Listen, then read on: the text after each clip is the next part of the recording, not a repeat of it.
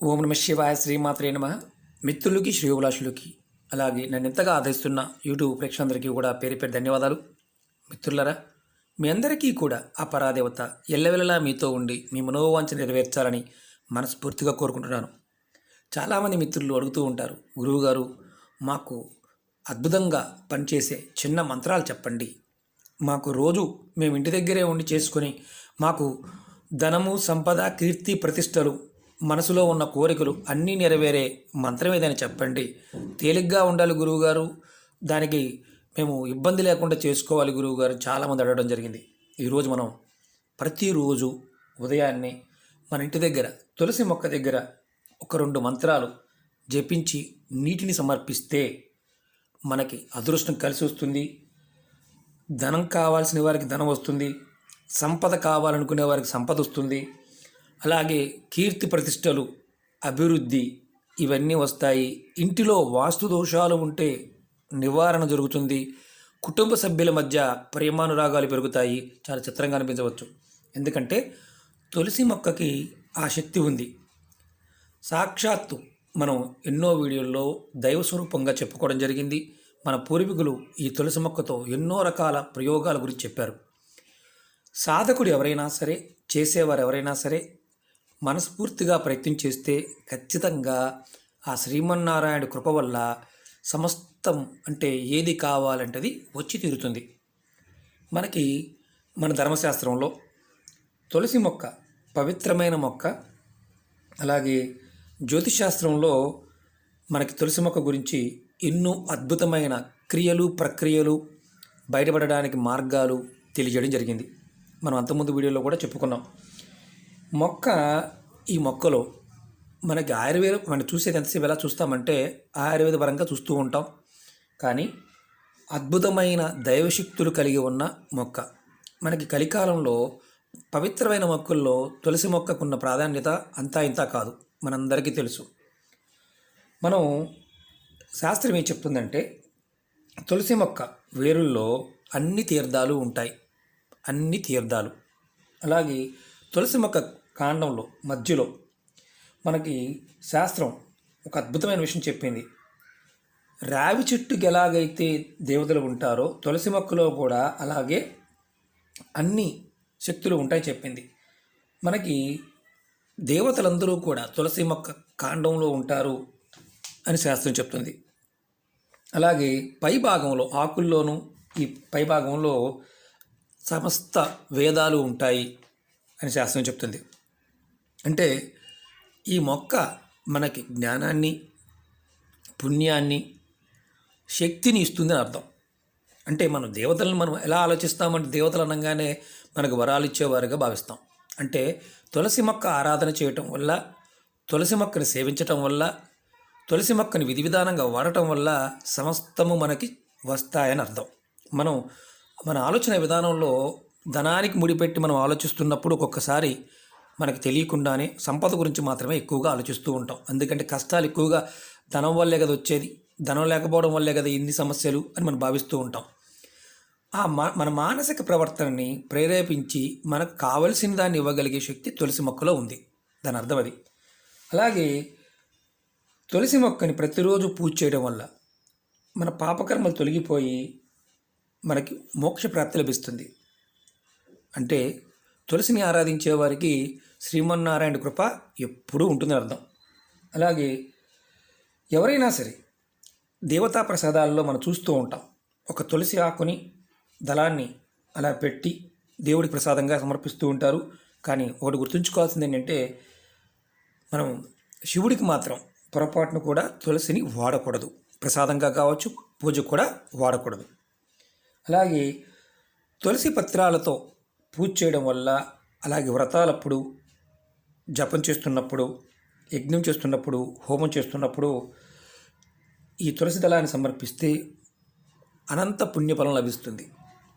అలాగే తులసి మొక్క దగ్గర ప్రతిరోజు ఈ మంత్రాన్ని జపిస్తూ నీళ్లు పోస్తే మనకి ధనలాభం, ధన సంపద, కీర్తి ప్రతిష్టలు, ఆయుష్ అన్నీ వస్తాయి. కష్టాలు తొలగిపోతే శాస్త్రం చెప్తుంది.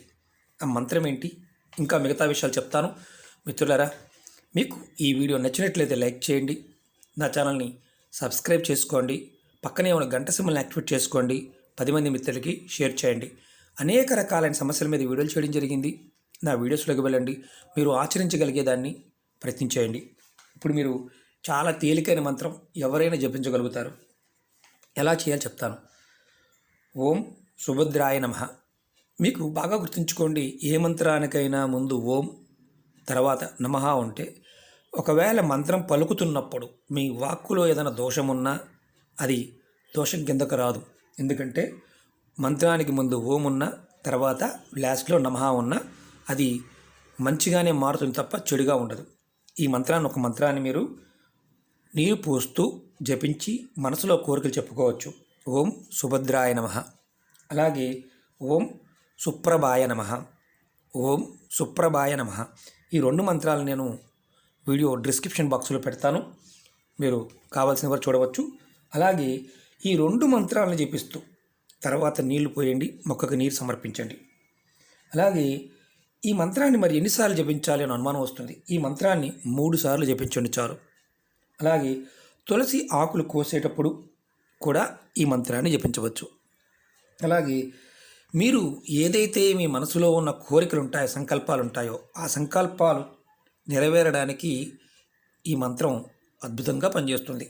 అంతకుముందు వీడియోలో కూడా సంతానం కావాలన్నా, వివాహం కావాలన్నా, ఉద్యోగం రావాలన్నా తులసి మొక్క దగ్గర విధి విధానంగా కొన్ని పూజలు ఉన్నాయి. ఎన్నో రకాల పూజలు ఉన్నాయి, చాలా చెప్తూ వస్తున్నాను. ఇంకా చాలా ఉన్నాయి, చెప్తూ వస్తాను. మన ధర్మంలో ఉన్న సామాన్యులు చేసుకోవడానికి అనువుగా ఉండేవి, మంత్రాన్ని పలకలేని వారు చేసుకోవడానికి తేలిగ్గా ఉండేవి, ఇలాంటివి కూడా మన పూర్వీకులు మనకి ఇచ్చారు. మన కర్మ కొద్దీ వాటిని వదిలేస్తూ వస్తున్నాం. కారణం ఏంటంటే మనం కొన్ని సందర్భాల్లో అతి ఆశగా ఉండటం వల్ల మనకి ఏది కూడా దక్కదు. ఆశ ఉండవచ్చు, కానీ నిరాశ కంటే ఆశ మేలు. చాలామంది నిరాశతోనే మాట్లాడుతూ ఉంటారు, దానికన్నా అతి ఆశ మేలు. కానీ ఆశ ఉండటానికి అతి ఆశ తేడా ఏంటంటే ఊహాలోకంలో విహరిస్తూ లేనిదాన్ని ఉంది అని భావిస్తూ చేయటం అతి ఆశ. కంటెదురుగా కనిపిస్తుంది, దాన్ని సాధించాలని ప్రయత్నం చేయడం ఆశ. కాబట్టి ఈ 2 విషయాల్లో మనం ఏదైనా సరే పరిపూర్ణమైన నమ్మకంతో, విశ్వాసంతో తులసి మొక్క దగ్గర మనం ఏమీ చేయలేమనుకున్నప్పుడు కొంచెం నీటి సమర్పించి ఈ 2 మంత్రాలను కనుక జపించినట్లయితే ప్రతిరోజు చేస్తూ ఉంటే మీ మనసులో ఉన్న సంకల్పాలన్నీ కూడా నెరవేరుతాయి. ఇది గుర్తుంచుకోవాల్సిన విషయం. ఇంకొకటి ఏంటంటే, అంతకుముందు కూడా చెప్పాను, ఎవరి ఇంటిలో అయితే తులసి మొక్క పెట్టి పూజిస్తారో వారికి అకాల మృత్యువు రాదు. ఆశ్చర్యంగా అనిపించవచ్చు. మనకి మృత్యుభయం అనేది ఏంటంటే ఒక్కొక్కసారి దశలోనూ, విదశల్లోనూ, అంతర్దశల్లోనూ, సూక్ష్మ దశల్లోనూ రాహు, కేతువు, శని ప్రభావం వల్ల ఒక్కొక్కసారి అకాల మృత్యు, అనుకోకుండా మరణం ప్రాప్తిస్తూ ఉంటుంది. అలా రాకుండా ఉండడానికి మనం ఏదైనా చెయ్యాలనుకుంటే మనం ఆరాధన చెయ్యాలి. తులసి మొక్కను ఆరాధన చేసినా, తులసిని పూజించిన అకాల మృత్యువు అనేది రాదు. ఇది గుర్తుంచుకోండి. అలాగే తులసి మొక్కకి మీకు పాపకర్మలు తొలగిపోవాలి, మోక్షం కావాలనుకునేవారు కంపల్సరిగా తులసి మొక్కకి నీరు పోసి మీరు ఖచ్చితంగా చేయవచ్చు. తులసి మొక్కకి అంతకుముందు వీడియోలో కూడా చెప్పాను, నీరు ఎలా పోయాలో కూడా చెప్పాను. అలాగే తులసి మొక్కకి నీరు పోసిన తర్వాత తులసి మొక్క మొదల్లో కుంకుమని, పసుపు కుంకుమ పొట్టుగా పెట్టండి కొద్దిగా, అంతేగాని మొత్తం పూసేమాకండి. ఎందుకంటే చెట్టు కాబట్టి ఒక్కొక్కసారి ఈ కుంకుమ కూడా కెమికల్ లాంటివి ఉన్నప్పుడు దానివల్ల కూడా ఒక్కొక్కసారి చెట్టు మరణించడానికి అవకాశం ఉంటుంది. మొక్కలు కొంతమంది చెప్తూ ఉంటారు, గురువుగారు మా ఇంటి దగ్గర చనిపోతుంది, కారణం ఏంటని. నరఘోష, జనఘోష లాంటివి ఉన్న ఈ మొక్క తీసుకొని మనం రక్షిస్తుంది కాబట్టి మొక్క మరణిస్తుంది, మళ్ళీ మొక్కని పెట్టుకోవచ్చు. అంతకుముందు వీడియోలో మొక్కలు ఏ రోజు పెట్టుకోవాలో కూడా చెప్పాను, నా వీడియోస్లోకి వెళ్ళండి, చూడండి. అలాగే ప్రతిరోజు సాయంత్రం తులసి మొక్క దగ్గర ఆవు నీటితో ఎవరైతే దీపం వెలిగిస్తారో వారి ఇంటిలో లక్ష్మీదేవి స్థిరంగా ఉంటుంది, లక్ష్మీదేవి యొక్క ప్రసన్నత కలుగుతుంది, లక్ష్మీదేవి ఆ ఇంట్లో స్థిరంగా ఉంటుంది. చాలామంది అడుగుతూ ఉంటారు, గురువుగారు మాకు సమస్య, ప్రయత్నించేయండి. నేను ఒకటే మీ అందరికీ తెలియజేసేది, ఏదైనా ప్రయత్నపూర్వకంగా చేయండి, ఫలితం వస్తుంది. ఒక్కసారి చేసి ఫలితాన్ని ఆశించమాకండి, ఇది కలికాలం. మీరు మనస్ఫూర్తి పూర్తిగా మనసు పూర్తిగా గనక చేస్తే 2 సెకన్లోనే ఫలితం రావడానికి అవకాశం ఉంటుంది. దాని మీద పరిపూర్ణమైన విశ్వాసం, మీ మీద మీకు నమ్మకం కలిగి ఉండాలి. అలాగే ఇంకొక పాయింట్ ఏంటంటే, తులసి మొక్క ఉన్న దగ్గర ఎటువంటి నకారాత్మక శక్తి అంటే నెగిటివ్ ఎనర్జీ అనేది ఇంటిలోకి రాదు అనేది శాస్త్రవచనం. అంటే శాస్త్రం ఏం చెప్తుందంటే, ఎక్కడైతే తులసి మొక్కలు ఉంటాయో అక్కడ నకారాత్మక శక్తి అనేది రాకుండా ఉంటుంది. కొంతమంది మిత్రులు అడిగారు, గురువుగారు మేము సమాధుల మీద కూడా చూసామండి మొక్కలు, ఎందుకు పెట్టారండి అని. పుణ్యం కలగాలి, పోయిన ఆత్మకి శాంతి కలగాలి, పోయిన ఆత్మ ఎవరైతే వెళ్ళిపోయారో వారి పుణ్యలోకాలకు వెళ్ళాలి, వారి నుంచి సమాజానికి ఎటువంటి నష్టం కలగకూడదు, వారి వల్ల వారి ప్రకోపాలు ఏమీ పనిచేయకుండా ఉండాలని తులసి మొక్కలను కూడా పెడుతూ ఉంటారు. మనకేమో మన దృష్టిలో అన్ని వంకరగా ఆలోచిస్తూ ఉంటాం కాబట్టి అందుకనే మనకి జీవితంలో ముందుకు వెళ్ళడానికి అవకాశాలు తక్కువ ఉంటాయి. ఎవరైతే పాజిటివ్ థింకింగ్గా ఉంటారో, ఎవరైతే పాజిటివ్గా ఆలోచిస్తారో, ఎవరైతే ప్రతి దానిలోనూ మనకి అవకాశాన్ని పాజిటివ్ చూస్తూ ఉంటారో వారి జీవితంలో ఏ క్షణంలోనైనా ఆ పరాదేవత ముందుకు తీసుకొస్తుంది.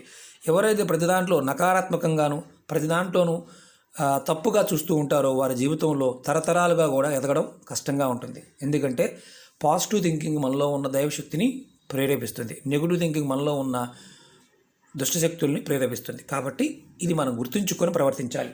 అలాగే మనం అంతకుముందు వీడియోలో కూడా చెప్పుకున్నాం, తులసి ఆకుల్ని ఆదివారం నాడు, ఏకాదశి, సూర్యగ్రహణం, పర్వదినాల్లో కొన్ని సమయాల్లో తిథుల్లో కొయ్యకూడదని చెప్పుకున్నాం. అది కంపల్సరీగా పాటించండి. అలాగే ఎవరి ఇంట్లో అయితే తులసి మొక్క ఉంటుందో వారి ఇంట్లో వాస్తు దోషాలు ఉంటే తగ్గుతాయి, ఆర్థిక సమస్యలు కూడా తగ్గుతాయి, వాటి నుంచి కూడా బయటపడే మార్గాలు తెలుస్తాయి అని మనం అంతకుముందు కూడా చెప్పుకున్నాం, మళ్ళీ చెప్తున్నాను. అలాగే తులసి మొక్క మనం చాలామందికి లేనిపోయిన చాలా అనుమానాలు ఉన్నాయి. వారు చెప్పారు, వీరు చెప్పారు, అలా చెప్పారు, ఇలా చెప్పారు అంటూ ఉంటారు. తేలికగా ఉండే మొక్కలు వాస్తుశాస్త్ర ప్రకారం తూర్పు వైపు, ఉత్తరం వైపు పెట్టుకోవాలంటారు, ఎత్తు పెరగనివి. అలాగే పూల మొక్కలు, ఇలాంటి తులసి మొక్కలు ఇలాంటివన్నీ కూడా మనకి ఉత్తరం వైపు, తూర్పు వైపు పెట్టుకోవచ్చు. మనకు ఒకవేళ అవకాశం లేకపోతే పడమర, దక్షిణం కూడా పెట్టుకోవచ్చు, అలాంటి నష్టమేమీ లేదు. కానీ మనకు లేనిపోని అనుమానాలు, అపోహలు ఇలాంటివి ఉన్నప్పుడు ఏది కూడా పూర్తిగా పాటించలేం. అలాగే చాలామంది వీడియోని పూర్తిగా చూడకుండా కామెంట్ చేస్తూ ఉంటారు. అతి తెలివితేటలు చాలా ఎక్కువ ఉంటాయి. ఇంత పెద్ద వీడియోలు చేస్తూ ఉంటాం, జనాలు చూసినా చూడకపోయినా ఇబ్బంది లేదన్న భావంతో విషయాన్ని పూర్తిగా చెప్పాలని తాపత్రయం చెప్తూ ఉంటాం. కానీ కొంతమందికి ఎలా ఉంటుందంటే దానికి పూర్తిగా చూడకుండా అతి తెలివితేటలు ఉపయోగిస్తూ ఉంటారు. మనం ఏం చేయలేం. కారణం ఏంటంటే లోపల ఉన్న మానసిక స్థితి అలా ప్రేరేపిస్తున్నప్పుడు ఆ శ్రీమన్నారాయణని కాపాడాలి. అలాగే తులసి మొక్క దగ్గర ఉత్తరాన్నే చాలామంది ఏమంటారంటే ఉత్తరం పెట్టకూడదు అంటున్నారు కదా గురువుగారు అని చాలామంది అంటూ ఉంటారు. ఉత్తరాన్ని పెట్టుకోవచ్చు, ఏ దిక్కునైనా పెట్టుకోవచ్చు. కానీ వాస్తురీత్యా పెద్ద పెద్ద మొక్కలు ఏదైతే ఉంటాయో ఎత్తుగా ఉండేవి పడమర దిక్కున, దక్షిణ దిక్కున ఉండాలి. చిన్నగా ఉండే మొక్కలు తూర్పు వైపు, ఉత్తరం వైపు ఉండాలి. ఈశాన్య భాగంలో మొక్కలు, తేలికైన మొక్కలు ఉండాలని చెప్తూ ఉంటారు. దాని అర్థం ఏంటంటే ఎక్కడైతే ఇంట్లో బాగా ఖాళీ ప్లేస్ ఉండి తులసి వనం పెంచుకుంటారో వారికి ఎప్పుడూ కూడా ఆ శ్రీమన్నారాయణుడు తోడు ఉంటాడు అని అర్థం. ఇది గుర్తుంచుకోవాలి. మీ ఇంట్లో పాజిటివ్ ఎనర్జీ పెరగాలి, మా మానసిక స్థితి మారాలి అనుకునేవారు తులసి మొక్కని చక్కగా మీ ఈశాన్య భాగంలో పెంచుకోండి. అన్నీ పెంచుతున్నామండి కానీ మా ఇంట్లో మనుషుల మనసులు మారడం లేదని ఎప్పుడు ఏడుస్తూనే ఉన్నారని కొంతమంది అంటూ ఉంటారు. నిజమే, పూర్వకర్మలు. ఏడుపు అనేది మన వెంటాడుతుంది అంటే ఎన్నో జన్మల పుణ్యం చేసుకుంటే వచ్చిన ఈ మానవ జన్మలో కూడా పూర్వజన్మల వాసన వల్ల, అలాగే మనసులో ఉన్న అంటే ఒక రకంగా చెప్పాలంటే నికృష్టమైన మానసిక స్థితి ఏడుపు అనేది. కారణం ఏంటంటే మన మీద మనమే ఏడుస్తూ ఉంటాం, వేరే వాళ్ళ మీద కాదు. విచిత్రం ఏంటంటే మనకి ఏమీ లేదు అని మనం బాధపడుతున్నాము అంటే మన మీద మనమే ఏడుస్తున్నాం అని అర్థం. అసలు పుట్టాము అంటేనే ఎన్నో జన్మల పుణ్యఫలం, అది గుర్తుంచుకోవాలి. మనందరం కూడా దైవ స్వరూపాలు. మనుషులందరూ మానవుడు అనేవాడు దైవ స్వరూపం. ప్రకృతి, మొక్కలు ఇవన్నీ కూడా మన కోసం, మనకు ఆ దేవతాశక్తులు మన కోసం వచ్చాయని మనం భావించాలి. కృతజ్ఞతాభావం కలిగి ఉంటే చాలు, మొత్తం మనం అన్నీ పొందగలుగుతాం. మన పెద్దలు చెప్తున్న మాట ఇదే. అందుకే మన ధర్మం అద్భుతమైంది. ఎంతో అద్భుతమైన ధర్మంలో మనం ఉన్నాం. ఖచ్చితంగా మన ధర్మాన్ని మనం పాటించినట్లయితే మన జీవితం అద్భుతంగా ముందుకు వెళ్తుంది. కాబట్టి ప్రయత్నపూర్వకంగా తులసి మొక్క దగ్గర ఈ చిన్న చిన్న పనులు చేసి చూడండి. ఈ 2 మంత్రాలు చదవండి, ఐశ్వర్యవంతులు కండి, మనసులో ఉన్న కోరికలు నెరవేర్చుకోండి. పరిపూర్ణమైన నమ్మకంతో ఉండండి. కాలం చాలా మారుతుంది. రాబోయే రోజుల్లో మనందరం కూడా కాలం మార్పుకి సిద్ధంగా ఉండాలి. ఎన్నో మనం రాబోయే ప్రమాదాలని, చెడుని, మంచిని కూడా చూడడానికి సిద్ధంగా ఉండాలి అనేది మాత్రం గుర్తుంచుకోవాలి.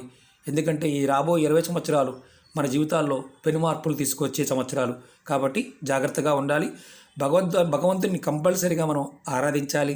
భగవత్ నామాన్ని అంటే ఒకటే గుర్తుంచుకోండి, ఇష్టదైవాన్ని నిత్యం మనసులో ఉంచుకోవడం ప్రయత్నం చేయండి. ఖచ్చితంగా మన మీద కాల ప్రభావం అనేది మనతో పాటు అంటే కాలంతో పాటు మనం వెళ్ళడానికి అవకాశాన్ని కల్పిస్తుంది. ఓకే మిత్రులరా, మీకు ఈ వీడియో నచ్చినట్లయితే లైక్ చేయండి, నా ఛానల్ సబ్స్క్రైబ్ చేసుకోండి, పక్కనే ఉన్న గంట సింబల్ని యాక్టివేట్ చేసుకోండి, 10 మంది మిత్రులకు షేర్ చేయండి. ఓం నమః శివాయ, శ్రీమాత్రే నమః.